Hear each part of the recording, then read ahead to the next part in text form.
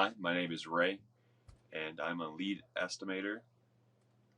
I give Microsoft Excel 5 out of 5, and for more reviews like this, click below. One of the biggest things that we use Microsoft Excel for is just tracking all of our bid progress, making sure that we know where we're at in the progress of just getting them submitted, and tracking when they're due, and then all their information for how much we're bidding on it, and also where it might be located and who is also the contractor that we're bidding to. This also helps us when we're starting to do our scheduling, where we can use different formulas or pivot tables and make it to where we can pull out certain information just to create lists for referencing for the superintendents out in the field, and also helps us with scheduling and making sure that we can pull information and have it ready and available for them. So for Microsoft Excel, I quite enjoy it. I started off using it sporadically while in a different industry, and I took another class for it, but I grew to really love it because of the structure that it has.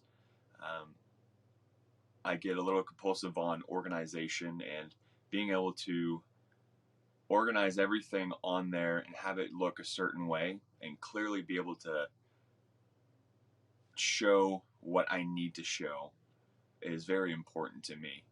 I don't need them to see the formulas. I don't need them to see anything but the data that they're putting in and the data that they get back. And so I find it very appealing to me because of its structure, how I can program inside of it and create many things that can really boost the transition of projects. So the one thing I do find difficult with Microsoft Excel is being able to have multiple people on different devices having the ability to edit the document at the same time and having it update. I do understand that that is possible, but the means of doing so in our industry is a little harder. We're using these different computers, we're in different places, and we're needing to get on these files with a cloud service that we provide our superintendents and ourselves so that we can have a better access to it on all our devices. OneDrive does not give us the means that we need for that, and so having to upload it to OneDrive just to use one document just isn't worth it.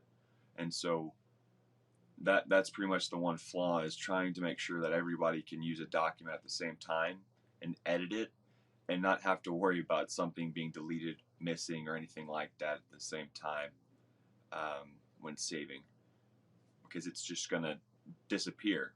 If two people are on it, one person saves it, the other person saves it, it's going to cancel one of them out. So that's the biggest issue I find.